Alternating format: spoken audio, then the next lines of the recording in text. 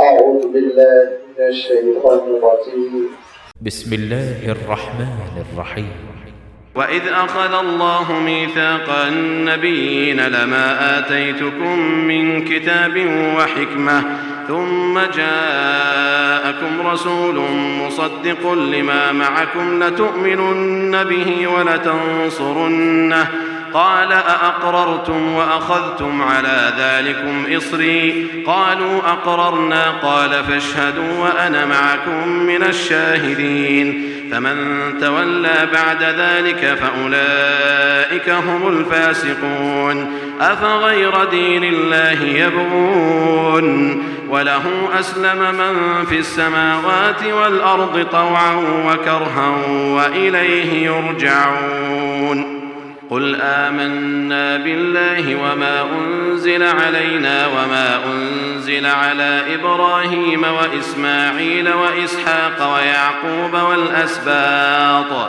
وما أوتي موسى وعيسى والنبيون من ربهم لا نفرق بين أحد منهم ونحن له مسلمون ومن يبتغ غير الإسلام دينا فلن يقبل منه وهو في الآخرة من الخاسرين كيف يهدي الله قوما كفروا بعد إيمانهم وشهدوا أن الرسول حق وجاءهم البينات والله لا يهدي القوم الظالمين أولئك جزاؤهم أن عليهم لعنة الله والملائكة والناس أجمعين خالدين فيها لا يخفف عنهم العذاب ولا هم ينظرون إلا الذين تابوا من بعد ذلك وأصلحوا فإن الله غفور رحيم إن الذين كفروا بعد إيمانهم ثم ازدادوا كفرا لن تقبل توبتهم وأولئك هم الضالون إن الذين كفروا وماتوا وهم كفار فلن يقبل من أحدهم ملء الأرض ذهبا ولو افتدى به أولئك لهم عذاب أليم وما لهم من ناصرين.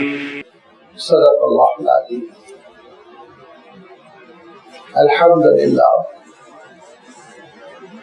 الحمد لله رب العالمين والصلاة والسلام على سيد المرسلين وعلى آله وأصحابه أجمعين أما بعد.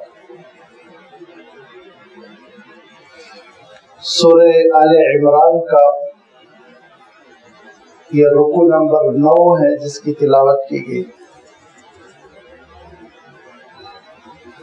10 आयतों पर मुश्तमिल इस रुकू का आगाज हो रहा है आयत नंबर 81 से और ये रुकू खत्म हो रहा है आयत नंबर 90 पर। इन 10 आयतों में अल्लाह ताला ने जो हकीकत इरशाद फरमाई, एक बड़ी तारीखी हकीकत जिसका ताल्लुक अहले किताब की तारीख से है और जिसका तज़किरा और जिसका इशारा पिछली आयतों से शुरू हो चुका है, क्योंकि सूरह आले इमरान में एक तमहीद के बाद आप देखेंगे कि अल्लाह ताला ने ईसाइयों की उस नादानी और कोताही का तज़किरा फरमाया जिस नादानी और कोताही ने उनको शिर्क में मुब्तला कर दिया। हज़रत ईसा अलैहिस्सलाम की अकीदत और मोहब्बत का दावा करते हुए उन्होंने हज़रत ईसा अलैहिस्सलाम को खुदाई में शरीक कर दिया,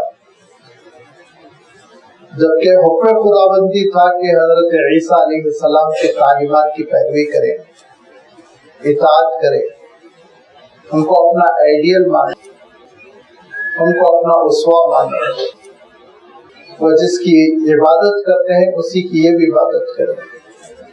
وجہ سے شریعت کا احترام کرتے تھے، یہ بھی شریعت کا احترام کریں، لیکن ان سے نادانی ہوئی، راستے سے ہٹ گئے، گمراہ ہو گئے، غلط ضالین کہلائے۔ امت مسلمہ کی یہ ڈیوٹی ہے، امت مسلمہ کے لیے ضروری ہے کہ اس حقیقت کو سمجھ کر عیسائی جیسا رویہ نہ اپنائیں۔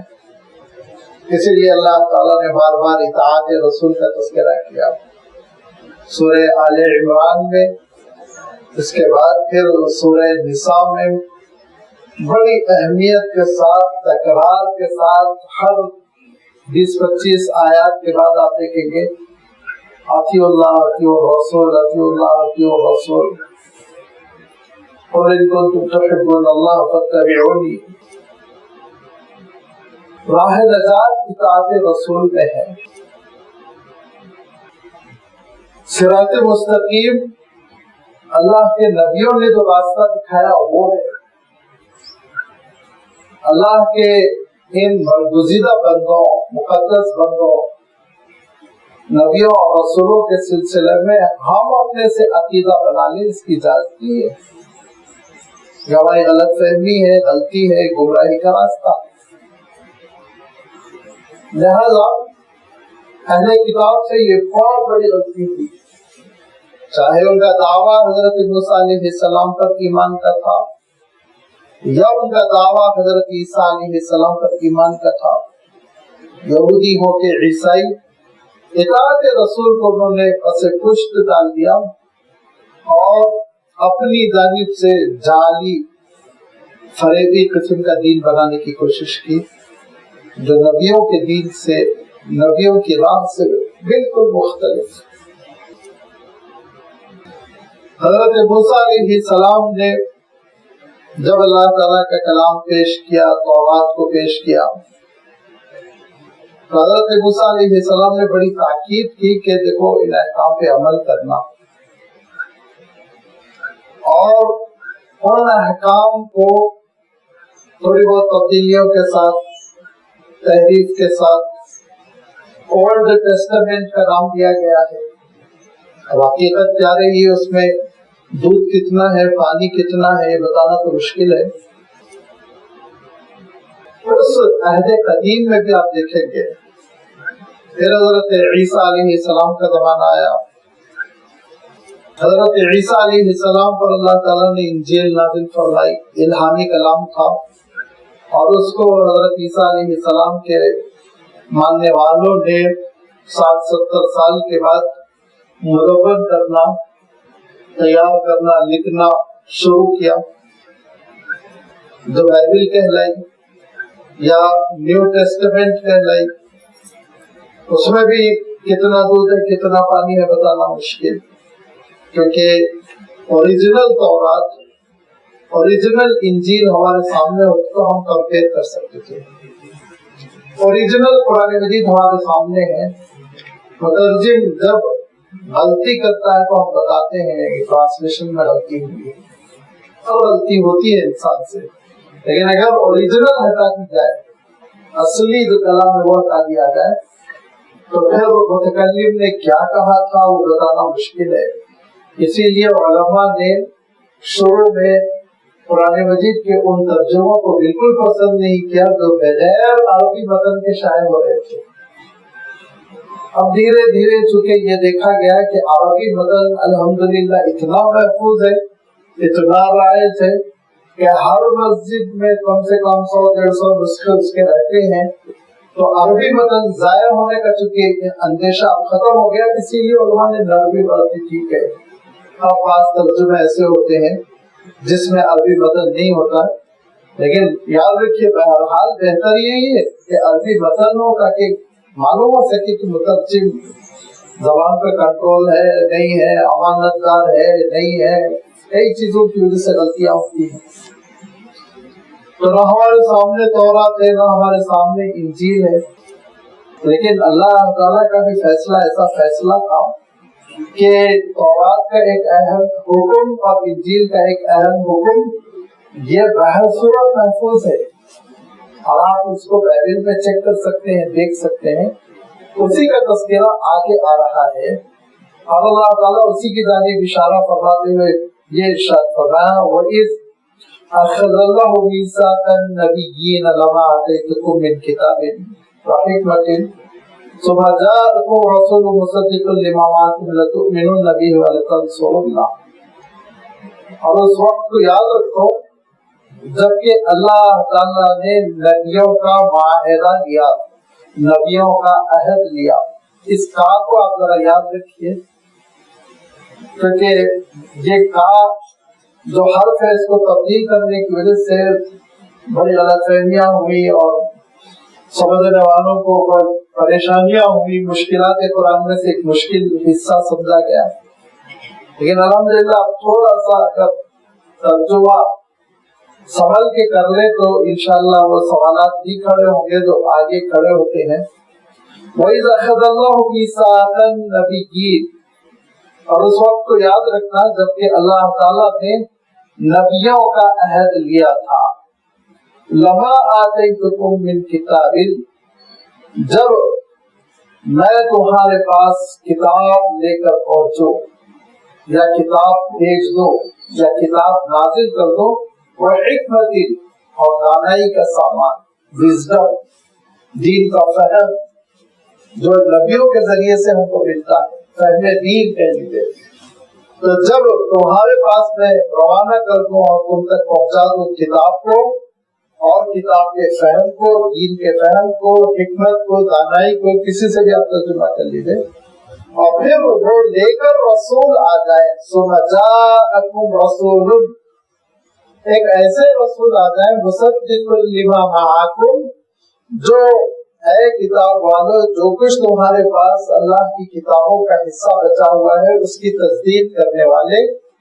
تو پھر اس عہد یہ ہے جو تم سے عہد لیا جا رہا اس کا لباب یہ ہے لَتُؤْمِنُنَّ بِهِ، کہ تم ضرور اس پر ایمان قبول کرنا، وَلَتَنصُرُنَّهُ، اور نبی کا سپورٹ کرنا، نبی کی نصرت کرنا، نبی کا ساتھ دینا، ان کی مدد کرنا، ان کے ساتھ کھڑے ہو جانا۔ سارے انبیاء علیہ الصلوۃ والتسلیم کی امتوں سے یہ عہد لیا گیا، حضرت موسیٰ علیہ السلام کی امت سے بھی عہد لیا گیا، حضرت عیسیٰ علیہ السلام کی امت سے بھی عہد لیا گیا۔ اور کیسے یہ عہد لیا گیا، تورات اور انجیل میں اس کی نشانیاں، یا یوں کہہ لیں کہ باقی ماندہ چیزیں کیسی بچی ہوئی ہیں، اور انشاءاللہ سورۃ الصف میں اسمہ احمد کا جو تذکرہ آئے گا کہ حضرت عیسیٰ علیہ السلام نے کہا تھا، حضرت موسیٰ علیہ السلام نے کہا تھا میرے بعد ایک نبی آنے والے ہیں جن کا نام احمد ہوگا۔ اس موقع پہ انشاءاللہ میں آپ کو یہ پچھلی کتابوں کے کوٹیشنز پیش کروں گا۔ یہاں بس اتنا ہم سمجھ لیں کہ آپ صلی اللہ علیہ وسلم کی آمد کا عہد امتوں سے لیا گیا تھا، سارے نبیوں کی امتوں سے۔ قال اقررتم، اور پھر فرمایا تھا اللہ تعالیٰ نے تم اقرار کر رہے ہو، اعتراف کر رہے ہو، ڈکلیئر کر رہے ہو کہ نہیں، مان رہے ہو کہ نہیں، وَأَخَذْتُمْ عَلَىٰ ذَلِكُمْ إِصْرِي، اور اس معاملے میں تم مجھ سے عہد لے رہے ہو کہ نہیں، معاہدہ کر رہے ہو کہ نہیں، ایگریمنٹ ہو رہا ہے کہ نہیں، ہاں کہو، جب تم ہاں کہو گے تو ہم آگے بڑھیں گے۔ اتنا تاکید کے ساتھ عہد لیا گیا، نبیوں کے ذریعے عہد لیا گیا، اور آپ صلی اللہ علیہ وسلم کی آمد کی پیشن گوئی کر کر ان سے وعدہ لیا گیا کہ دیکھو جب وہ آ جائیں گے لَتُؤْمِنُنَّ بِهَا، کہ ضرور ایمان قبول کرنا، لام تاکید نون سکینہ ہے کہ ضرور ایمان قبول کرنا، وَلَتَنصُرُنَّ، اور ضرور ہر حال میں ان کی مدد کرنا، نصرت کرنا۔ اتنا فرما دینے کے بعد بات کافی ہو چکی تھی، لیکن اللہ تعالیٰ نے مزید تاکید کرتے ہوئے کہا کہ قال اقررتم، اقرار کرو کہ نہیں، زبان سے بولو ہاں، جیسے آدھی صاحب 3 بار کہلواتے نا قبول کیا قبول کیا قبول کیا، حالانکہ ایک بار کہہ دینا کافی ہے شریعت میں، لیکن حیدرآبادی قاضی النکاح 3 بار کہلاتے تاکید ہو جائے، آگے انکار نہ کرے۔ ایسا ہی آپ دیکھیے کہ اقررتم، پھر آگے چل کے واخذتم علی ذلکم اصری، اور اس پہ تم عہد لے رہے ہو نہیں، قسم کھاؤ، قسم کھا کے عہد بندہ سے وعدہ کرو کہ جب اللہ کے یہ رسول آ جائیں گے تو پھر ان کی مدد کرنا، ان کے ساتھ کھڑے ہو جانا، ان پر ایمان قبول کر لینا۔ قالوا اقررنا، ان لوگوں نے کہا ہم اعتراف کر رہے، مان رہے، اقرار ہم کر رہے کہ ہم ضرور یہ کریں گے۔ قال پھر کہا واشهدوا انا معكم من الشاهدين، تم لوگ بھی گواہ رہنا، میں بھی گواہ رہوں گا جب اللہ کے رسول آ جائیں گے تو تم نے عہد پر عمل کیا یا نہیں کیا۔ اس پر انشاءاللہ خود اللہ تعالیٰ کی گواہی رہے گی، اللہ کی کتابوں کی گواہی رہے گی۔ فمن تولى بعد ذلك، اب اس کے بعد جو منہ پھیر لے گا فاولئک هم الفاسقون، وہی فاسق نافرمان قرار پائے گا۔ فاسق کا ترجمہ آپ نافرمان سے کر لیجئے، تو وہی نافرمان، باغی، بغاوت کرنے والا، اللہ تعالیٰ کے دین سے نکل جانے والا قرار پائے گا۔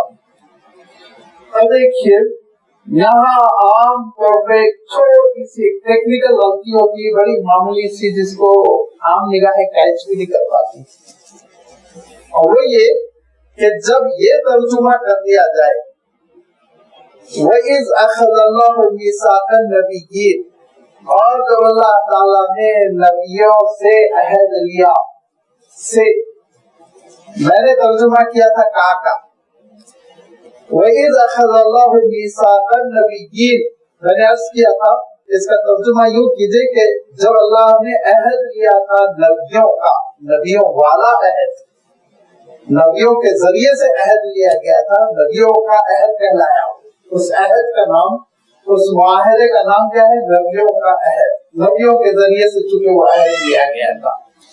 لیکن لوگوں نے ترجمہ کر دیا، اور گنجائش ہے گرامیٹیکلی سے ہم ترجمہ کریں، وَإِذْ أَخَذَ اللَّهُ مِيثَاقَ النَّبِيِّينَ، ترجمہ یوں کر دیا، اور جب اللہ تعالیٰ نے نبیوں سے عہد لیا، کیا عہد لیا کہ دیکھو ایک رسول آئیں گے جو تصدیق کریں گے تو تم ان پر ایمان قبول کرنا اور تم ان کی مدد کرنا، نبیوں سے یہ عہد لیا گیا۔ اب اس کے بعد پریشان کہاں ہو گئے؟ پریشان ہو گئے فمن تولى بعد ذلك، اس کے بعد جو منہ پھیر لے گا، تو نبی کیسے منہ پھیریں گے عہد لینے کے بعد؟ وہ تو معصوم ہوتے، سچے ہوتے ہیں، نبیوں سے تو منہ پھیرنے کا ہم تصور ہی نہیں کر سکتے، تصور کرنا بھی کفر ہے۔ تو یہاں قدم ڈگمگائے، اب اس کے بعد تعمیلات شروع کر دی انہوں نے، یعنی یہاں پہ مراد یہ ہے کہ نبی کے بجائے نبی کی امت مراد لے لی گئی ہے۔ اتنی پریشان ہونے کی ضرورت ہی نہیں ہے، سیدھا سیدھا ترجمہ ہے نبیوں والا عہد، نبی کا عہد جو لیا گیا تھا انسانوں سے، نبی کی امتیوں سے، لوگوں سے، اور ان سے یہ کہا گیا تھا کہ دیکھو آخری رسول جب آئیں گے تو تم ان کے سپورٹ پہ کھڑے رہنا، آخری رسول جب آئیں گے تو تم ان پر ایمان قبول کرنا، اور اس پر تاکید کروا دی گئی، قسمیں لے لی گئی۔ اور اس کے بعد جو منہ پھیر رہا ہے یہودیوں میں سے، عیسائیوں میں سے، تو پھر فرمایا کہ وہ فاسق ہے، گناہگار ہے، دین سے خارج ہے، اللہ کا نافرمان ہے۔ یہ مسئلہ جو ہے تھوڑا سا ترجمے کی نزاکت کا ہے، اس نزاکت کو اگر آپ شروع میں سامنے رکھ لیں تو پھر آگے چل کے سوالات نہیں کھڑے ہوتے۔ میں ذرا اس لیے تاکید کر رہا ہوں، ہمارے پاس ساتھی چونکہ اردو ترجمے اور تفسیریں پڑھ کر آتے ہیں تو پھر وہ ان کے ذہن میں یہ چپرش نہ رہ جائے، ایک سوال نہ باقی رہ جائے کہ یہ معاملے کی وضاحت ہی نہیں کی گئی کہ نبی تو منہ نہیں پھیر سکتا، تو نبی منہ نہیں پھیر سکتا تو اللہ تعالیٰ نے کیوں تولا فرمایا، تو تولا کا ترجمہ کیا ہونا چاہیے؟ نبی سے عہد صرف یہ لیا گیا تھا کہ تو امت تک پہنچا دو، یہ عہد نبیوں کا عہد کہلاتا ہے، اور یہ نبیوں کا عہد اس لیے کہلاتا ہے کہ اللہ تعالیٰ نے سارے نبیوں سے، بار بار میں کہہ رہا ہوں، یہاں تک کہ حضرت ابراہیم علیہ السلام کے کلام سے مترشح ہو رہا ہے۔ ابھی آیتیں پڑھی گئی، اس میں حضرت ابراہیم علیہ السلام نے کیا دعا کی تھی؟ وَبَعَثْ فِيهِمْ رَسُولًا مِّنْهُمْ يَتْلُو عَلَيْهِمْ آيَاتِكَ وَيُعَلِّمُهُمُ الْكِتَابَ وَالْحِكْمَةَ وَيُزَكِّيهِمْ، اے اللہ آخری رسول کو بھیجنا مکہ مکرمہ میں جو آپ کی کتاب کی تلاوت کرے، تعلیم کتاب کرے، تعلیم حکمت کرے، لوگوں کا تزکیہ کرے۔ اتنا حضرت ابراہیم علیہ السلام نے تفصیل سے اللہ کے رسول صلی اللہ علیہ وسلم کا ذکر فرمایا۔ پھر اللہ تعالیٰ आगे चल के फरमाता है, जैसे सूरह जुमा में आप देखेंगे, अल्लाह ताला कहता है वो इब्राहिम अलैहिस्सलाम की दुआ पूरी हो गई, देखो मोमिनों पर हमने एहसान कर दिया और अपने रसूल को हमने भेज दिया। तो हज़रत इब्राहिम अलैहिस्सलाम से सिलसिला चला आ रहा है। और मैंने अर्ज किया कि तौरात में, इंजील में अल्लाह के रसूल सल्लल्लाहु अलैहि वसल्लम की आमद की खबर थी और ताकीद थी कि जब वो रसूल जाहिर हो जाए तो फिर जरूर उनकी ताईद में खड़े रहना। अब इतने अहद पैमा के बाद यहूदियों का तो आलम ये था कि दो बातें इनकी तारीख की अहम तरीन है कि वो फलस्तीन से निकल कर मदीने मुनव्वरा के अतराफ और अकनाफ में आके इसीलिए बस गए थे कि ये निशानियां हैं आखिर रसूल की, तो अब हमारे खानदान में पैदा होना है तो खानदान में शिफ्ट होना चाहिए। लिहाजा उनके 3 खानदान बड़े बड़े शिफ्ट हुए थे, 3 नस्लें, 3 शाखें, हमारी शाख में पैदा होगा, हमारी शाख में पैदा होगा। और उन्होंने बनो नदीर, बनो कुरैज़ा और फिर खैबर में जाके अपनी आबादियां उस वक्त आबाद कर ली थी। लेकिन अल्लाह ताला का फैसला कुछ और था। एक चीज तो ये थी और दूसरी चीज ये थी कि उनकी रिवायतों में ये सराहत के साथ मिलता था कि आखिरी रसूल जो आएंगे और जो इस सपोर्ट में खड़ा हो जाएगा, जो उन पर ईमान लाएगा, फाइनल कामयाबी उसी को मिलेगी, आखिरी गलबा। तो कानू यस्तफ्तिहूना अलल्लज़ीना कफरू मिन क़ब्ल, ये इन यहूदियों का आलम ये था, ये कहा करते थे कि देखो हमारे पास एक आखिरी रसूल आएगा ना, तुम्हारे टुकड़े टुकड़े कर देंगे, खत्म कर देंगे, हम गालिब आएंगे। लेकिन फलम्मा जाअहुम माअरफू कफरू भी, जब अल्लाह के रसूल आ गए तो फिर उन्होंने इनकार कर दिया क्योंकि उनकी नस्ल से नहीं थे। तो अल्लाह ताला के पास तो कोई नस्ल मुंतखब नहीं है ना, यहाँ तो वो नजरिया नहीं चलने वाला है कि कोई सर से पैदा हुआ, कोई सीने से, कोई पेट से, कोई पैर से। अल्लाह ताला के निगाहों में सब आम है, क्या गोरा, क्या काला, क्या यूरोपियन, क्या एशियन, क्या अरब, क्या अजम, किसी को कोई तफावत नहीं, कोई फर्क नहीं। लिहाजा अल्लाह ताला ने इरादा फरमाया था, उसका फैसला हो चुका था शुरू से कि आखिरी रसूल बनी इस्माइल में आएंगे। और इनको ये गवारा नहीं हुआ कि ये बनी इस्माइल जन्नाइल, इनके दरमियान आखिरी रसूल, इनकी हम पैरवी करें। निशानियां देख रहे हैं पूरी की पूरी, उसके बावजूद इनकार करते चले गए। लिहाजा वो निशानियां कैसे देख रहे थे उसकी मैं वजाहत आपकी खिदमत में रखूंगा।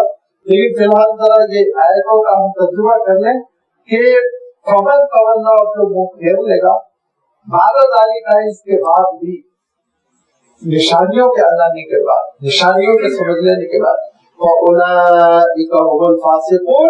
तो वही दीन से खारिज है, नाफरमान है और अल्लाह ताला के बागी है, और फिर उनको उसका मजा चखना होगा।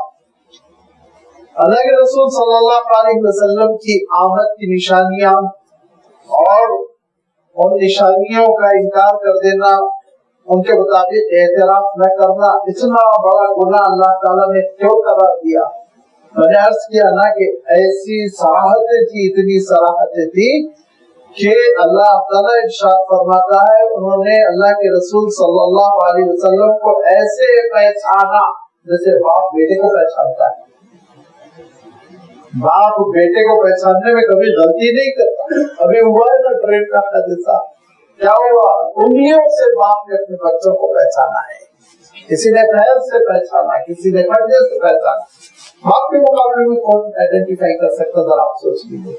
तो अल्लाह ताला इरशाद फरमाता है, इनका आलम ये कि इन्होंने आप सल्लल्लाहु अलैहि वसल्लम को ऐसे जान लिया जैसे कि बाप अपने बेटे को जानता है। लेकिन इनका जिद पर, गुरूर पर, तकब्बुर, हसद में नहीं, इंडिया को सिर्फ होगा। इनके अंदरों में जो हसद था, उस हसद की वजह से इन्होंने इनकार कर दिया। इब्लीस के रवैये पे चलते रहे, जिसने हजरत आदम अलैहिस्सलाम के सामने सजदा करने से इनकार किया। जिद, हदधर्मी, हसद, मैपर, गुरूर, अनानियत तबाह कर देती है इंसानियत को, हक को कबूल करने नहीं देती। आज कितने लोग इस्लाम को समझ रहे हैं, उसकी सच्चाई को समझ रहे हैं, इतनी पाबंदियों के बाद ज्यादा बोलने से भी तो मुसीबत हो जाती है।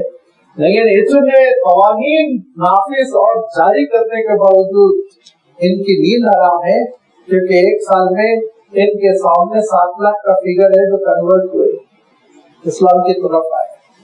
نیند حرام ہے ان کی.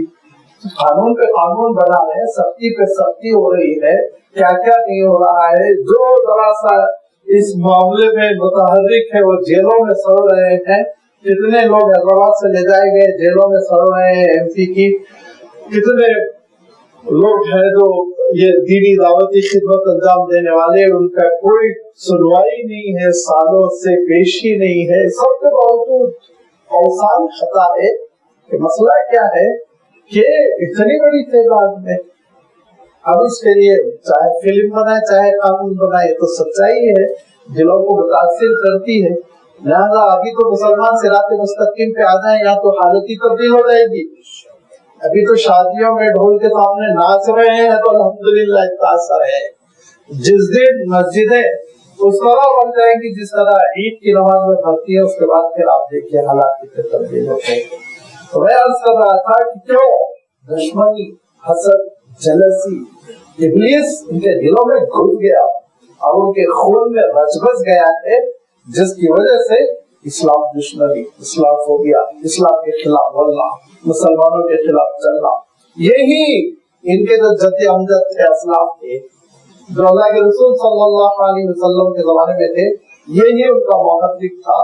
قبول نہیں کرنا چاہتے. اور اب تو نشانیاں اتنی کلیئر تھی، اتنی واضح تھی کہ آج بھی آپ پڑھ کر حیران ہو جائیں گے کہ ایک عقل مند آدمی کیسے پردہ ڈال سکتا ہے.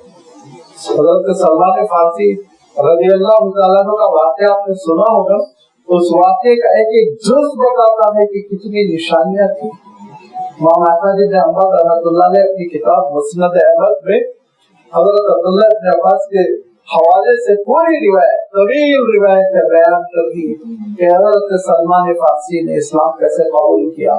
وہ تو اصفہان میں پیدا ہوئے تھے، بڑے زمیندار تھے ان کے والد، اور شہزادوں جیسی زندگی تھی. کہتے ہیں اتنی جائیداد تھی، زمینیں تھی، مکانات رہی کہ کسی قسم کی کوئی کمی نہیں.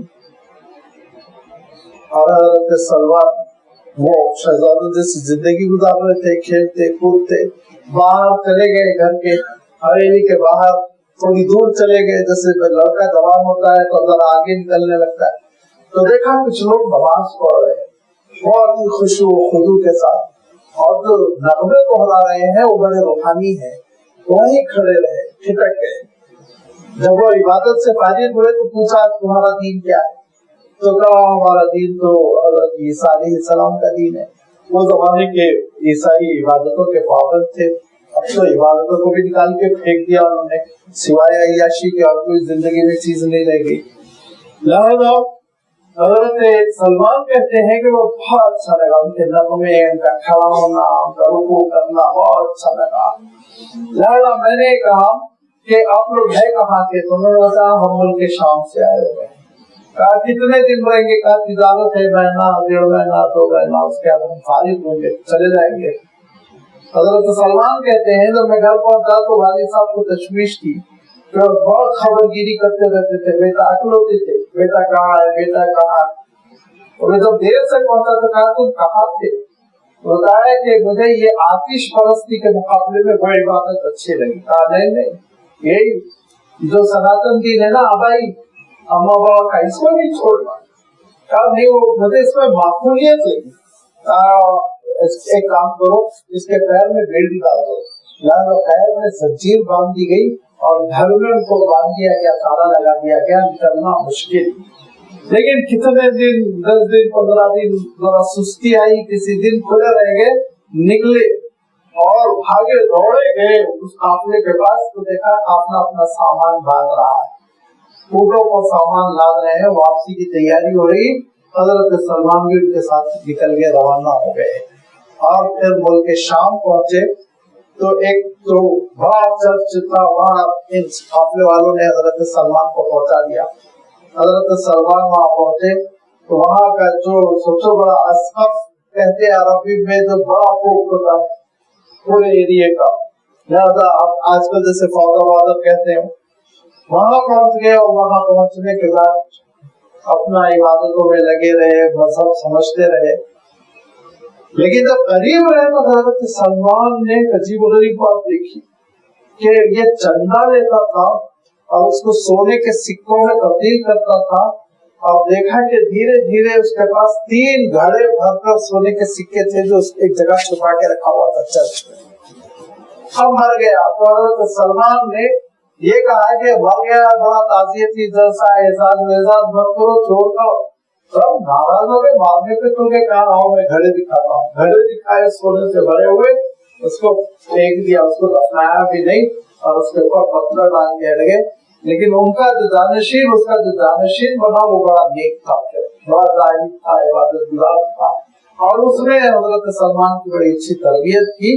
और जब उसके मरने का वक्त आ गया तो हजरत सलमान ने कहा मैं आपसे बहुत मुतासिर हुआ और ये वक्त फिराक लग रहा है, रुखसत होने वाले हैं, मैं कहाँ जाऊँ? तो कहा देखो मेरे इल्म में अब सबसे बड़ा आलिम जाहिद नेक ठीक ठाक आदमी वो नसीबीन में है, 150 किलोमीटर दूर का इलाका बताया, वहाँ तुम चले जाओ तो तुमको जो है शायद सुकून मिले। तो हजरत सलमान लंबा सफर करके वहाँ पहुँचे, महीने का सफर किया, वहाँ पहुँचे, वो भी ठीक ठाक काम चल रहा। हजरत ईसा अलैहिस्सलाम की तालीमात पर था, जाहिद था, चोर नहीं था, इबादतें करता रहता था। वहाँ भी हजरत सलमान को इत्मीनान रहा। 5-6 साल के बाद वो साहब भी चल बसे, बल्कि मौत करीब हो गई। तो हजरत सलमान ने कहा अब कहा नो? उसने कहा देखो मैं जो किताब का मुताला करता हूँ, हमारी जो किताब है तौरात और इंजील, ये मुताला मुझे बता रहा है कि उस रसूल का जमाना करीब आ चुका है जिस रसूल की पेशगोई हजरत ईसा भी देते थे, हजरत मूसा भी देते थे। वो अलामत जाहिर हो रही है। तो कहा हजरत सलमान फारसी ने कि वो रसूल मिलेंगे कहाँ? पूछे तो कहा देखो मिलेंगे वहाँ जहाँ हर्रा नामी पहाड़ियां होगी, वो उनका दारुल हिजरत होगा। अब आप अंदाजा कीजिए इतनी मालूमात है उनको कि हर्रा मदीना मुनव्वरा की पहाड़ियों को कहते हैं। तो हर्रा नामी चट्टानों के दरमियान वो नबी आएंगे और वो उनका दारुल हिजरत होगा। उसको ये भी मालूम है कि अल्लाह के रसूल सल्लल्लाहु अलैहि वसल्लम हिजरत करेंगे मक्का मुकर्रमा से मदीना मुनव्वरा। और कहा कि उस इलाके में पहुंचोगे तो अतराफ खजूर के दरख्त को नजर आएंगे, नखला का खजूर का बाग जैसे होगा।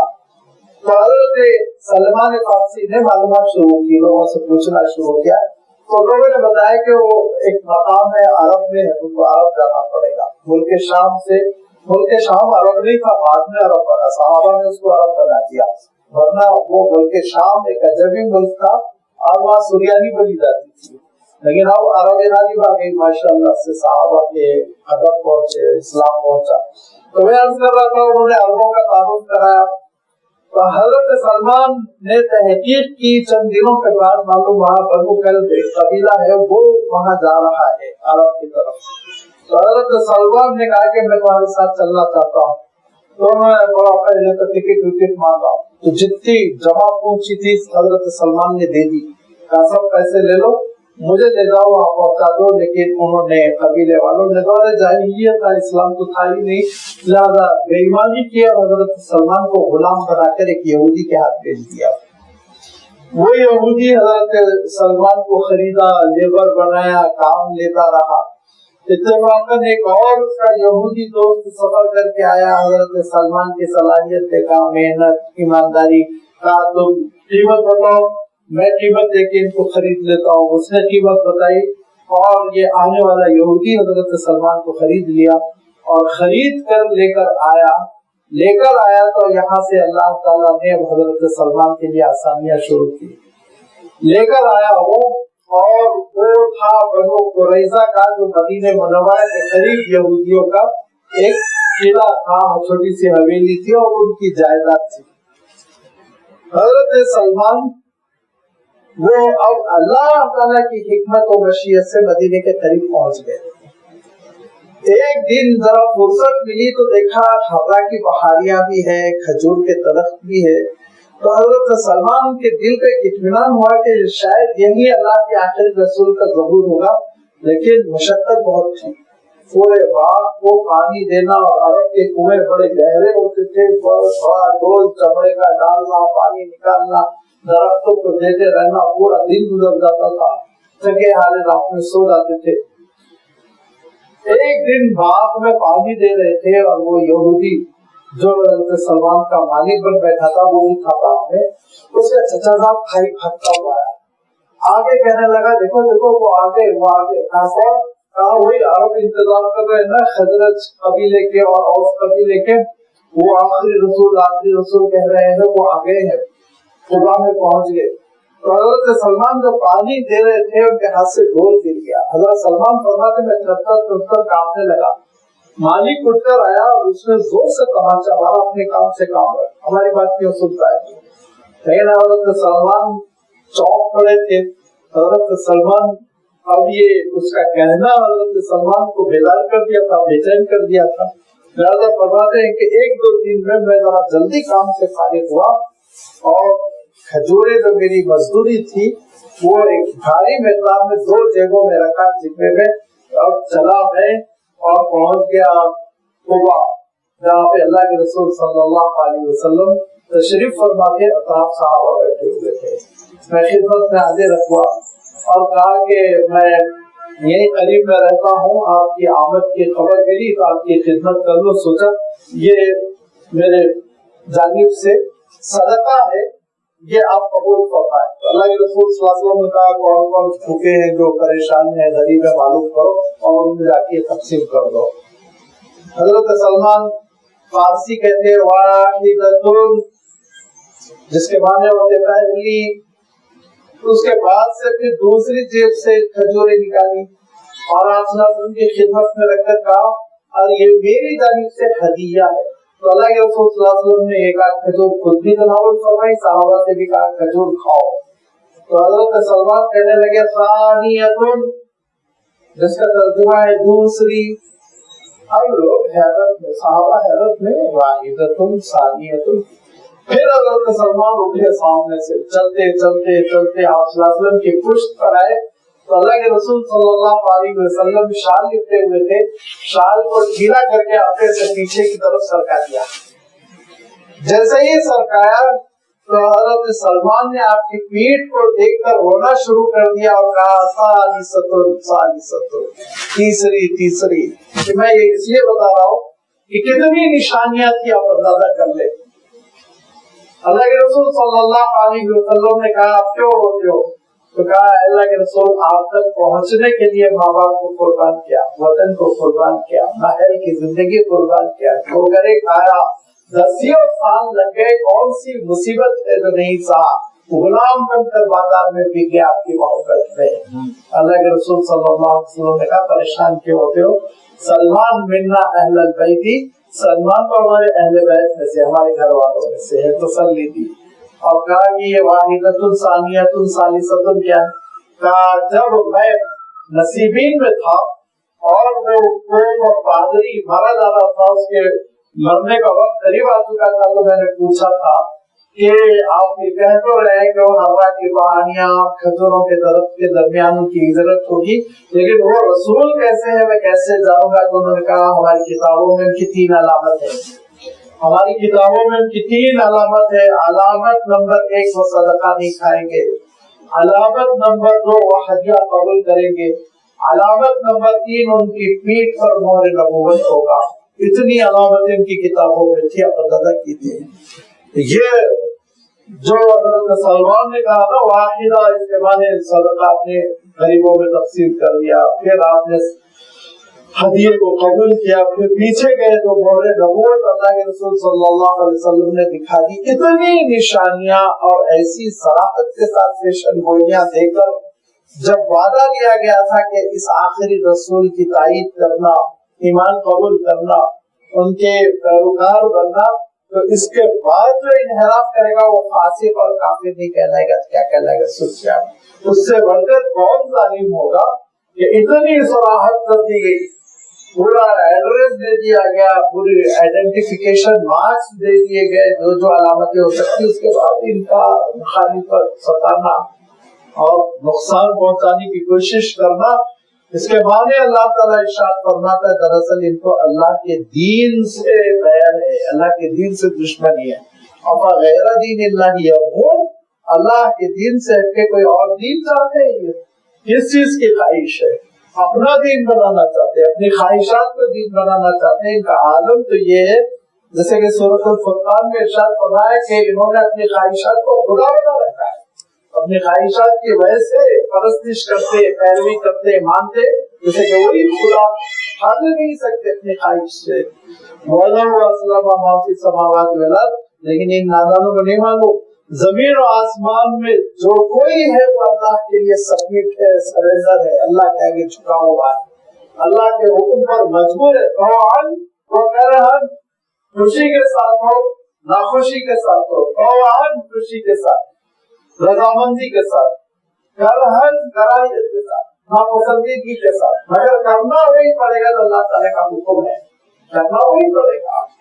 خود اس پوری کائنات کو آپ دیکھ لیجیے، چلیے اس کا تو بڑا لمبا تذکرہ ہے، وہ اللہ کے حکم کے مطابق ہی چل رہی ہے، اس میں تو کوئی انٹرفیئر ہو ہی نہیں سکتا. لیکن انسان جو اپنے آپ کو خود مختار سمجھتا ہے، بڑی بڑی باتیں کرتا ہے، وہ انسان اتنا مجبور ہے کہ آپ اگر اس کی مجبوریوں کی لسٹ بنائیں تو وہ 90% ہوگی، اختیارات 10% ہوں گے. کوئی ہے جو کڈنی سے سانس لے سکتا ہو، کوئی ہے جو جس کا لیور وہ پمپنگ کرتا ہو خون کی، کوئی ہے جو ناک سے کھانا کھا سکتا ہو، کوئی ہے جو کان سے دیکھ سکتا ہو. مجبوری. اچھا بڑی دولت اللہ تعالیٰ نے دے رکھی، بہت دولت ہے، کروڑ روپے. آج کل تو کتنے کروڑوں کے اسکینڈلز ہو رہے ہیں، ذرا اخبارات اٹھا کر دیکھیے. لیکن کھانا کیا کھائے گا؟ وہی کھائے گا جو لیبر کھاتا ہے، وہی گیہوں کی روٹی چاول، وہی دال، ایک آدھ ڈش سالن ترکاری یہی کھا سکتے. اس کے آگے نہیں، سونے کے ڈلے نہیں نکل سکتے، ہیرے کھا کے تم پیڑ نہیں بن سکتے، ہوں گے کروڑوں روپے. لیکن مجبور ہے انسان، غذا وہی لینی ہے، سانس وہی لینی ہے، پانی وہی پینا ہے، اب رہنا ویسے ہی ہے، اتنا ہی سونا ہے، اور سارا جسم ویسے ہی کام کرتا ہے جیسے غریب ترین آدمی کا کام کرتا ہے. انسان کی مرضی نہیں چلتی، ناممکن ہے. 48 گھنٹے جاگ نہیں سکتا، 24 گھنٹے میں حالت خراب ہو جاتی ہے، سونا ہی سونا پڑتا ہے. تو یہ اللہ تعالیٰ نے جو بنایا ہے انسان کو، اس کائنات کو، ساری مخلوق کو، تو وہ سمجھنا کے فرما بردار ہے. اب اختیار آپ کو کیا دیا گیا ہے؟ اختیار یہ دیا گیا ہے کہ ٹھیک ہے 3 ٹائم کھانے سے تم مجبور ہو، 3 نہیں 2 تو کھا ہی لو گے، اس کے بغیر تو جی نہیں سکتے تم. ہاں کچھ وقت فارغ کر کے اپنے مولا کے دربار میں کھڑے ہو، یہ ہے اختیار. اب اگر کوئی اس کو چھوڑتا ہے تو پھر آپ بھی بات ہے وہ سزا کا مستحق ہوتا ہے. اللہ تعالیٰ نے ارشاد فرمایا کہ تم کھانے پینے میں آزاد ہو، ہر حلال چیز تمہارے لیے رکھ دی گئی. ہاں رمضان کا ایک مہینہ ہے جو فجر سے لے کے غروب آفتاب تک تم کو نہیں کھانا ہے، روزہ رکھنا ہے اللہ کی خوشنودی کے لیے. مال دولت تمہارا ہے، بنا لو بلڈنگ، پلین میں اڑو، جیسی زندگی میں سب کرنا کرو، لیکن سال بھر بڑا ہے تو 2.5% دینا. یہ اختیارات ہے. اب جو نہیں دے گا تو لازمی بات ہے ارشاد فرمایا وہ اس کے معنی یہ کہ وہ اللہ کے دین سے باہر ہے، خارج ہے، فاسق ہے. اب غیر دین اللہ یبغون، کیا تم چاہتے ہو اللہ کے دین سے ہٹ کے کوئی دین تم کو مل جائے؟ وَلَهُ أَسْلَمَ، جبکہ اللہ تعالیٰ کے لیے مطیع ہے، فرما بردار ہے، اور اللہ کے احکام کے پابند ہے. مَن فِي السَّمَاوَاتِ وَالْأَرْضِ، زمین و آسمان میں جو کچھ جتنی مخلوق ہے سب بشمول انسان، طوعاً چاہے وہ رضامندی کے ساتھ ہو، وَكَرْهًا یا پھر وہ بغیر رضامندی کے ہو، وَإِلَيْهِ يُرْجَعُونَ، جی بھی تو نہیں سکتے، لوٹ کے بھی تو اللہ کے پاس جانا ہے. کوئی اپنی عمر کو 1000 سال نہیں کر سکتا. اللہ تعالیٰ نے یہودیوں کے سلسلے میں ارشاد فرمایا نا، ان کا عالم یہ زندگی کی اتنی محبت، اگر یہ اپنی زندگی کو لمبا کر لیں تو کتنا کر لیں گے؟ 1000 سال، پھر بھی تو مریں گے. जब 1000 साल के बाद मरना है, चलो 100 साल में मर जाओ, 60 साल में मर जाओ, फिर क्या फर्क है, मरना ही मरना है। वो इलैहि युरजाऊन, लौट कर अल्लाह ताला के पास जाना है। कुल नबी आप ऐलान कर दीजिए, आमन्ना बिल्लाहि व मा उनज़िला अलैना व मा उनज़िला अला इब्राहीम व इस्माईल व इसहाक व याकूब वल अस्बात, कि हमने ईमान कबूल किया जो कुछ हम पर नाजिल हुआ और जो कुछ इब्राहिम पर, इस्माईल पर, इसहाक पर, याकूब पर और याकूब के पोतों पर। तो कि हजरत याकूब अलैहिस्सलाम की नस्ल में हजरत फिर यूसुफ हुए, फिर आगे चल के कई अंबिया और रसूल हुए, फिर मूसा अलैहिस्सलाम हुए, फिर ईसा अलैहिस्सलाम हुए। चूंकि हजरत मूसा और हजरत ईसा की एक अलग शान है, इसीलिए फरमाया वमा उतिया मूसा व ईसा, और हमने ईमान कबूल किया जो कुछ अता किया गया था हजरत मूसा को, जो कुछ अता किया गया था हजरत ईसा को, वन नबिय्युन मिन रब्बिहिम, और जो कुछ अता किया गया था अल्लाह ताला की जानिब से, उनके रब की जानिब से सारे नबियों को। ला नुफर्रिकु बैना अहदिम मिनहुम, हम नबियों के दीन में तफरका नहीं डालते। हम जैसे अल्लाह के रसूल सल्लल्लाहु अलैहि वसल्लम की शरीयत में नमाज है, वैसे ही मानते हैं कि हजरत मूसा की शरीयत में भी नमाज थी, हजरत ईसा की शरीयत में भी नमाज थी, हजरत इब्राहिम भी नमाज पढ़ते थे, रुकू करते थे, सजदा करते थे। अल्लाह ताला का दीन यकसा था। ये अलग बात है कि बात के लोग, फरमाया अल्लाह ताला ने दूसरे मकाम पर, फखलफ मिन बादिहिम खल्फुन अदाउस सलात, नाखलफ किस्म के जानशीन बने, नमाजों को ज़ाया कर दिए। तो आप अहले किताब को देखने की जरूरत नहीं, मुसलमानों को देखिए, नाखलफ जब जानशीन बन जाते हैं, अप्पा का पोस्ट मिल जाता है, बोर्ड में उनका नाम मुतवल्ली की जगह लिख दिया जाता है, नमाज थोड़ी पढ़ते, देख लीजिए आप तारीख उठाकर। हमारे पास भी तो यही सब हुआ, और बहुत सारे दिल की नमाज पढ़ते हैं, बहुत सारे हैं रूह की नमाज पढ़ते हैं, बहुत सारे ये करते हैं वो करते हैं। फरमाया कि ये आलम अहले किताब का हुआ, फखलफ मिन बादिहिम खल्फुन अदाउस सलात, नमाजों को ज़ाया कर दिया, ख्वाहिशात के गुलाम बन गए, ख्वाहिशात के पीछे चले। वनहनु लहु मुस्लिमून, लेकिन नए रसूल आप ऐलान कीजिए हम अल्लाह के फरमाबरदार, जो हुक्म उसका होगा वो हम मानेंगे। वमन यब्तगी गैरल इस्लाम दीनन, इस्लाम से हट के किसी चीज को दीन समझेगा, अगर कोई मजहब समझेगा, फलन युक़बल मिन्हु, तो उससे वो हरगिज कबूल नहीं किया जाएगा। और मसला क्या है, इस्लाम क्या है? इस्लाम वो है जो नबियों का दीन था, जो हजरत इब्राहिम का था, जो हजरत मूसा का था, हजरत ईसा का था, सारे नबियों का जो दीन था। और सारे नबियों का दीन क्या था? वो अल्लाह ताला की इबादत करना, नमाजों के जरिए से अल्लाह की राह में खर्च करना, और अल्लाह ताला ने जो शरीयत की जो अहकाम इनायत फरमाए उन अहकाम पे अमल करना, ये लुबाब है।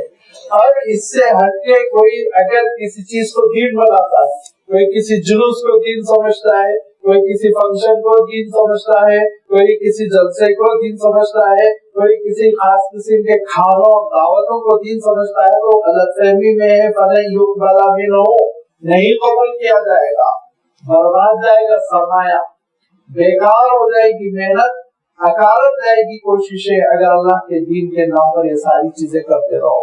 अल्लाह के दीन के नाम पे करना है तो नमाज़ें पढ़ते रहो, अल्लाह के दीन के नाम पे करना तो उसके राह में खर्च करते रहो, अल्लाह के दीन समझ कर अगर कुछ करना है तो हज करो, रोजे रखो, अल्लाह की खुशनुदी के लिए जिद्दोजहद करो। ये अल्लाह का दीन है जो नबियों ने पहुंचाया, जो नबियों ने पहुंचाया वो अल्लाह ताला का दीन है।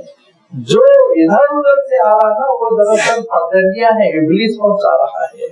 वहुवा फिल आखिरति मिनल खासिरीन, और आखिरत में भी उसको बड़ा घाटा हो जाएगा, दुनिया में भी नुकसान, आखिरत में भी घाटा, दुनिया में भी बड़ा सरमाया लग जाता है। एक एक बेईमान मुकर्रिर को बुलाने के लिए 1-1 lakh, 1.25 lakh, 5 star hotel, plane में किराया, दुनिया का घाटा, आखिरत में बवाल। अल्लाह ताला इरशाद फरमाएगा कि अल्लाह का दीन नहीं था, ये अल्लाह ताला के नाफरमानों का तरीक़ेकार था जिसपे तुमने पैसे खर्च किए। हसरत से वो हाथ मलता रह जाएगा, वक्त भी तो नहीं लौटाया जा सकेगा, सरमाया भी तो नहीं लौटाया जा सकेगा, सिवाय हसरत कुछ चीज हाथ में नहीं आएगी। करना हो तो वो करो जो अल्लाह के रसूल ने किया, अल्लाह के रसूल ने जो किया वो सारे काम करो जो अल्लाह के रसूल सल्लल्लाहु अलैहि वसल्लम करते थे। छोटी छोटी सुन्नत तलाश करके अमल करो, इंशाअल्लाह उसका अजर मिलेगा। सूरह कहफ में अल्लाह ताला इरशाद फरमाता है आखिरी रुकू में, کہ بہت سے لوگوں کا عالم یہ ہے کہ بڑی دینداری اور نیکی سمجھ کے وہ بہت سارے کام کر رہے ہیں لیکن اللہ تعالیٰ کی نگاہوں میں وہ دین ہی نہیں، وہ بیکار قسم کی چیزیں جو کر رہے ہیں۔ اللہ تعالیٰ کی نگاہوں میں دین صراط مستقیم کیا ہے؟ اللہ کے رسول صلی اللہ علیہ وسلم کا طریقہ۔ لہذا اہل کتاب کو اللہ تعالیٰ نے متنبع کیا کہ دیکھو دین اگر ہے تو پھر تمہارا نہ بیپٹزم کام میں آنے والا ہے، نہ تمہارا یہ کام میں آنے والا ہے، نہ وہ کام میں آنے والا ہے۔ وہ کام آئے گا جو حضرت عیسیٰ علیہ السلام کرتے تھے، وہ نماز پڑھتے تھے۔ انہوں نے بچپن میں شیخارگی میں اعلان کر دیا تھا کہ مجھے اللہ تعالیٰ نے حکم دیا نمازوں کے پڑھنے کا، وَأَمَرِ بِالصَّلَاةِ وَالزَّكَاةِ مَا دُمْتُ حَيًّا۔ اللہ نے حکم دیا مجھے جب تک میں زندہ رہوں نماز پڑھو، جب تک میں زندہ رہوں ماں کے ساتھ اس میں سلوک کرو، جب تک میں زندہ رہوں اللہ تعالیٰ کی راہ میں خرچ کرو، جب تک میں زندہ رہوں نرم اخلاق کے ساتھ پیش آؤ۔ یہ حضرت عیسیٰ علیہ السلام نے دی کیا۔ حضرت عیسیٰ علیہ السلام نے کہا تھا کہ دیکھو سچا دین یہ ہے کہ میرا اور تمہارا جو رب ہے نا اس رب کی عبادت کرو، یہ دین دیا تھا۔ اب یہ دین کو گوا دیا، ان کی غلطی۔ جب گوا دیا ہے اور اللہ تعالیٰ نے آخری رسول کو بھیجا اور نشانیاں پوری کی پوری وہ مکمل ہو رہی ہیں اور نشانیوں کا، پیشن گوئیوں کا، علامتوں کا مصداق ہے اللہ کے رسول صلی اللہ علیہ وسلم، دلیل پروف ہے، اس کے باوجود انکار کرنا، ستانا، ایذا رسانی، مخالفت، جھوٹا پروپیگنڈا، فرمایا کیف یہدی اللہ قوما کفروا بعد ایمانہم۔ اور ایمان قبول کیا تھا، قسمیں کھائی تھی ہم آخری رسول کی تائید کریں گے، اس کے بعد جو کفر کر رہے ہیں اور ضد کر رہے ہیں، حضرت بھی کر رہے ہیں، تو اللہ تعالیٰ ایسوں کو ہدایت نہیں دے گا۔ وہ شہید ان رسول حق، انہوں نے گواہی دی تھی کہ رسول حق ہے، سچے ہیں۔ وجاءہم البینات، اور دلائل ان تک آ پہنچی، دلیل کی آنکھوں سے دیکھ رہے ہیں۔ حضرت سلمان کا واقعہ بیان کر دیا، اتنی کھلی ہوئی دلیلیں تھی کہ حضرت سلمان دیکھ رہے تھے، تڑپ رہے تھے، رو رہے تھے، کہیں کوئی کسی قسم کا خفا نہیں تھا، پردہ نہیں پڑا ہوا تھا، کنفیوژن نہیں تھا، ایک ایک چیز کھلی ہوئی تھی۔ اللہ کے رسول صلی اللہ علیہ وسلم کی حیات طیبہ پوری کی پوری کھلی ہوئی کتاب تھی، لیکن اس کے باوجود، سارے دلائل آنے کے باوجود انکار کیا۔ واللہ لا یہدی القوم الظالمین، ایسے ظالموں کو اللہ تعالیٰ ہدایت نہیں دیتا۔ جب انسان کے اندر ضد، عناد، ڈھرمی آ جاتی ہے تو پورا معاملہ سمجھ لینے کے باوجود ہدایت نہیں ملتی۔ یہی چیز آپ دیکھ رہے ہیں موجودہ دور میں، پڑھ رہے ہیں، دیکھ رہے ہیں، قرآن مجید پڑھ رہے ہیں، ٹرانسلیشن پڑھ رہے ہیں، سیرت پڑھ رہے ہیں، اپنے کام کی چیز نکال کے ایشو بناتے، اچھلتے کودتے، لیکن یاد رکھو کہ صرف ضد میں تم اسلام قبول نہیں کر رہے ہو تو پھر اللہ تعالیٰ کو کیا پڑی، تم جاؤ جہنم میں۔ اولئک جزاؤہم، ان کا بدلہ یہ ہوگا، ان علیہم لعنت اللہ، اللہ کی لعنت ہوگی، والملائکۃ، فرشتوں کی لعنت ہوگی، والناس، اور لوگوں کی لعنت ہوگی۔ ہم لوگ بھی لعنت بھیجیں گے، اور ہم لوگوں کی لعنت کی اتنی اہمیت نہیں ہے، ان کی اولاد لعنت بھیجے گی، ان کے پوتے نوازے لعنت بھیجیں گے کہ ابا نے، باپ نے، دادا نے، نانا نے ہم کو غلط راستے پہ چلا، ہم اسلام سمجھنا چاہتے تھے، آگے بڑھنا چاہتے تھے، یہ معاشرہ تھا، سوسائٹی تھی، خاندان تھا، کنبہ تھا، فیملی سے لوگ فروغ کرے تھے۔ اسی لیے کبھی بھی یاد رکھیے، وہ ابا اور امی نہ بنے، وہ نانا اور دادا نہ بنے جو ابا، امی، دادا، نانا شریعت سے روکتے ہو، دین سے روکتے ہو۔ ایک مرتبہ تو ایک صاحب نے غضب کر دیا، انہوں نے کہا مجھ صاحب کیا ہوا پتا نہیں، 5 وقت کی نماز پڑھ رہا، میں بہت بگڑ گیا، وہ 5 وقت کی نماز پڑھ رہا، ایسا ہوتے ہی چلے جا رہا مسجد، ذرا دیکھیے کیا ہوا مسئلہ۔ ارے وہ بیچارہ، اس کو اللہ تعالیٰ کی جانب سے ہدایت مل گئی تو اس کی پیروی کرو، اس کے راستے پر چلو۔ لہذا اللہ تعالیٰ ارشاد فرماتا ہے کہ قیامت کے دن دوسری جو جنریشن ہوگی، پیروکار، وہ لعنت و ملامت کریں گے، اپنے بڑوں پر لعنت بھیجیں گے، کہیں گے اللہ ان کو ڈبل عذاب دیجیے۔ خود بھی گمراہ تھے، ہم کو بھی انہوں نے گمراہ کیا، خود بھی ایک گمراہ تھے، نمازیں نہیں پڑھتے تھے، غلط سلط کام کرتے رہتے تھے، ہمارے اندر دینداری آ رہی تھی، دینی شعور آ رہا تھا تو یہ رکاوٹ کرتے تھے۔ لہٰذا فرمایا کہ دیکھو یہ لوگوں کی لعنت بھی قیامت میں، وہ بھی والناس اجمعین، سارے کے سارے لوگوں کی لعنت ملامت ہو جائے گی۔ یہ وہ لوگ ہیں جن تک اسلام پہنچا، دین پہنچا، آپ صلی اللہ علیہ وسلم کی بشارتیں پہنچی، اس کے باوجود انہوں نے انکار کیا، تو ان کا بدلہ یہ ہے کہ ان پر اللہ کی لعنت ہوگی، فرشتوں کی لعنت ہوگی اور سارے لوگوں کی لعنت ہوگی، خالدین فیہا، ان لعنتوں میں ہمیشہ پڑے رہیں گے، لا یخفف عنہم العذاب، عذاب میں سے تخفیف نہیں ہوگی، چھوٹ نہیں۔ اور جیل میں دن بھر سزا ہوتی ہے، رات میں چھوٹ ہو جاتی ہے، سونے کے لیے چلے جاؤ کوٹری میں، لیکن فرمایا نہیں، جہنم کے عذاب ایسا دن و رات ختم، لگاتار سزا ملتی رہے گی، ایسی سزا کہ کسی کی جلد اسکن جھلس جائے تو نئی جلد دے دی جائے گی اور دوبارہ عذاب شروع کر دیا جائے گا۔ وَلَا هُمْ يُنظَرُونَ، نہ عذاب میں تخفیف ہوگی اور نہ ہی ان کو مہلت دی جائے گی کہ بھئی تھوڑے دنوں کے لیے مہلت دے دو، ضمانت پہ رہا کر دو، گھر جا کے آ جائیں پھر اس کے جیل میں ڈالو، نہیں، کوئی مہلت نہیں۔ مہلت اگر چاہیے، عذاب سے اگر نجات چاہیے اور اللہ کے غضب سے بچنا ہے، فرشتوں اور لوگوں کی لعنتوں سے بچنا ہے، تو اللہ تعالیٰ نے طریقہ بتا دیا، إِلَّا الَّذِينَ تَابُوا مِن بَعْدِ ذَلِكَ وَأَصْلَحُوا، توبہ کر لو، اصلاح کرو، ختم کے ساتھ۔ توبہ کا دروازہ کھلا ہوا ہے، چاہے جتنی بڑی خطا ہو۔ اللہ کے رسول صلی اللہ علیہ وسلم فرمایا کرتے تھے، توبہ کا دروازہ اس وقت تک کھلا ہوا ہے جب تک کہ تمہارا دم تمہارے حلق میں گھٹنے لگے، معلوم یغرغر، جب حلق میں دم گھٹنے لگے گا، فرشتوں کو آتا ہوا دیکھو گے، روح قبض کرنے کے لیے اپنی اصلی شکل میں، جب توبہ کرو گے تو فائدہ نہیں، ارشاد کوئی فائدہ نہیں۔ اس سے پہلے جو توبہ کرنے ارشاد فرمایا اس کی توبہ اس کے لیے سود مند، لیکن توبہ کی شرط لگا دی اللہ تعالیٰ نے، توبہ کی شرط یہ لگا دی، توبہ کے معنی وہ فرضی نظریاتی توبہ نہیں، وَأَصْلَحُوا، اصلاح کرنا، تبدیلی آنی چاہیے، تبدیلی آنا شرط ہے۔ بے نمازی تھے تو نماز آئے، بے ایمانی کی تھی تو بے ایمانی سے جو کمایا اس سے وڈرا ہو جائے۔ حضرت سلمان فارسی اپنے محل سے وڈرا ہو سکتے ہیں، اپنے خاندان والوں سے وڈرا ہو سکتے ہیں، تو ہم اللہ تعالیٰ کے لیے 200 گز کے پلاٹ سے نہیں وڈرا ہو سکتے جس کو ہم نے ناجائز قبضہ کر لیا۔ اللہ تعالیٰ محفوظ رکھے، میں سے کوئی نہیں ہے مسلمان کیوں کرے گا، لیکن میں مثال دے رہا ہوں کہ یہ جو بے ایمانیاں ہوتی ہیں اور ناجائز چیزوں پہ قبضے ہو جاتے ہیں، ناجائز چیزیں ہتھیار لی جاتی ہے، وہ سب سے وڈرا ہونا ہوگا، یہ اصلاح ہو جائے گی۔ فَإِنَّ اللَّهَ غَفُورٌ رَحِيمٌ، بڑا بخشنے والا، بڑا مہربان۔ پھر اس کے پاس رحمتیں، اتنی رحمتیں جن کا اکثر آپ تذکرہ سنتے رہتے ہیں کہ ان رحمتوں کا کوئی بدل نہیں، کانسیپٹ نہیں دے سکتا اس سے بڑھ کر کوئی بدل تصور بھی نہیں دے سکتا کہ فرمایا کہ جو سچے دل کے ساتھ توبہ کرتا ہے، اصلاح کر لیتا ہے اور راہ راست پر آ جاتا ہے، اللہ تعالیٰ کا بہت فرما بردار ہو جاتا ہے، تو اس کا عالم یہ ہوتا ہے اولئک یبدل اللہ سیئاتہم حسنات، اللہ تعالیٰ نام اعمال میں اس کے گناہوں کو نیک کے گناہوں کی جگہ پہ نیکیاں نہیں دیتا ہے۔ اس سے بڑھ کے کوئی اور بدل نہیں مل سکتا، اس سے بڑھ کر کوئی بدل، رحمت، شفقت نہیں مل سکتی، لیکن شرط کوئی ہے کہ توبہ ہو تو سچے دل کے ساتھ، اصلاح کے ساتھ۔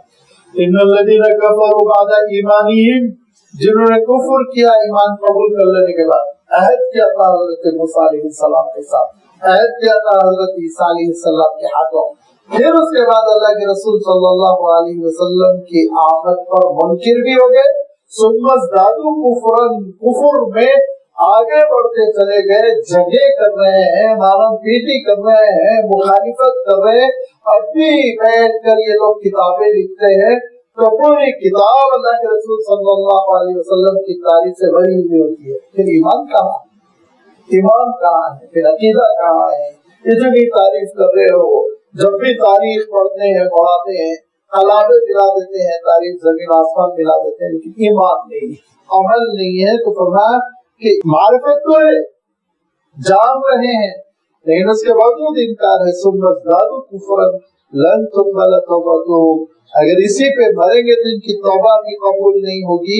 واولئک هم الضالون، یہ ہے والضالین، جس کو کہا گیا کہ تم اللہ تعالیٰ سے اس راہ سے پناہ مانگو کہ گمراہ لوگوں کے راستے پہ ہم نہ چلیں۔ یہ ہے گمراہی کا راستہ کہ ایمان ہے، اعتراف ہے، عمل نہیں ہے۔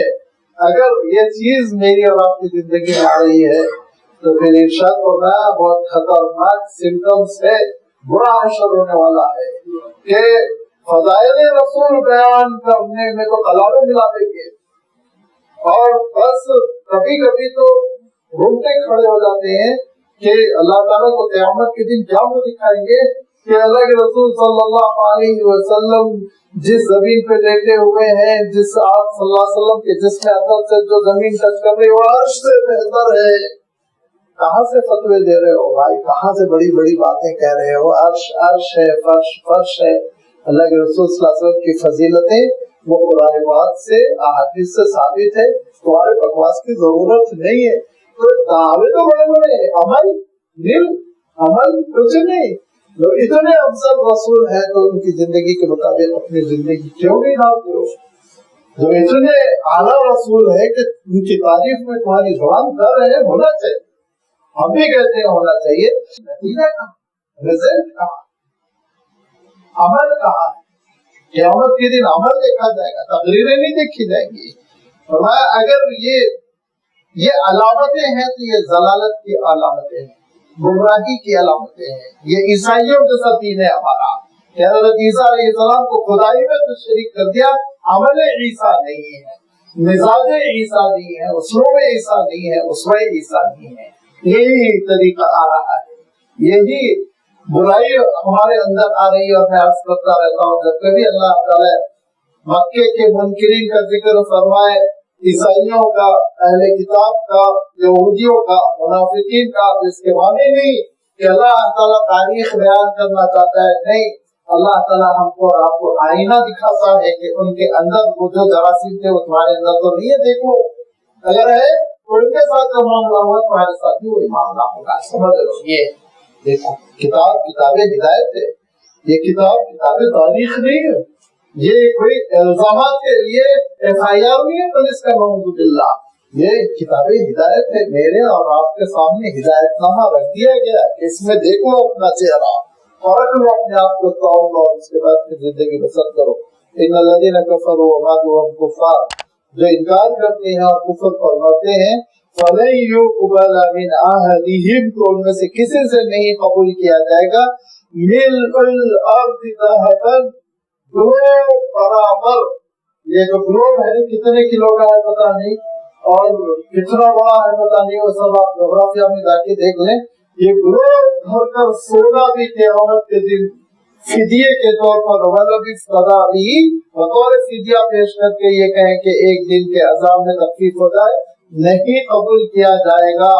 دنیا کمانے ہی لوگ بھر رہے ہیں، سب کچھ دنیا کو سمجھ رہے ہیں، اور دنیا کمانے کے لیے لوگ نافرمانی کر رہے ہیں، دنیا کمانے کے لیے لوگ حرام کا ارتکاب کر رہے ہیں، دنیا کمانے کے لیے لوگ سود کھا رہے ہیں، رشوت کھا رہے ہیں، مال ہڑپ کر رہے ہیں۔ فرمایا یہی دنیا، سونا چاندی دولت اور یہ بینک بیلنس، یہ سب قیامت کے دن بالکل ذرہ برابر کام آنے والا نہیں ہے، اور قیامت تو بہت دور ہے، مرنے کے ساتھ ہی کام نہیں آتا ہے۔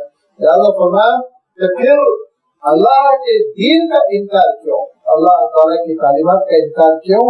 اگر دنیا ہی ہے تو پھر یہ سمجھنا چاہیے کہ قیامت کے دن یہ دنیا کام آ جائے۔ اولئک لهم عذاب علیم، ان کے لیے بڑا دردناک عذاب ہوگا۔ وما لهم من ناصرین، اس دن تک کوئی ایڈوکیٹ صاحب بھی نہیں ہوں گے کام آنے والے، کوئی سفارشی نہیں ہوگا، کوئی کام بنانے والا نہیں ہوگا، کوئی مدد کرنے والا نہیں ہوگا۔ ہو سکتا جس بیٹے کے لیے، جس بیٹی کے لیے حرام دنیا کما کے میدان حشر میں کھڑے ہوئے تھے، اس سے ایک دن کا صدقہ مانگے، ایک دن کی زکات مانگے، ایک دن کی نماز مانگے، وہ دینے کے لیے تیار نہیں ہوں گے، کہیں گے ابا جان آپ اپنا جواب دیجیے، میری نمازیں میرے پاس رہنے دیجیے، میرے صدقات میرے ساتھ رہنے دیجیے، مجھے شدید ضرورت ہے۔ نفسی کا عالم یہ ہوتا ہے، پہچاننے سے انکار کر دیں گے۔ تو لازمی بات ہے کہ مخلوق کے لیے خالق کی نافرمانی کیوں، بندوں کے لیے اللہ کو خوش نہ کرنا یہ کیوں؟ اللہ تعالیٰ سب سے پہلے خوش کرنا، اس کو راضی کرنا، اور اس کو راضی کرنے کے لیے بھی ایک فارمولا ہے۔ کہیں بھی انسان کو اللہ تعالیٰ نے بغیر رہنمائی کے نہیں چھوڑا، کنفیوز سوچتے رہو کیا کرنا ہے، نہیں۔ لن تنالوا البر حتى تنفقوا مما تحبون، انشاءاللہ آئندہ اتوار اس کی وضاحت آپ کی خدمت میں آئے گی کہ مولا کی رضا کیسے ہم حاصل کر سکتے ہیں۔ اللہ تعالیٰ ان حقیقتوں پر عمل کرنے کی توفیق عنایت فرمائے. وآخر دعوانا ان الحمد للہ رب العالمین.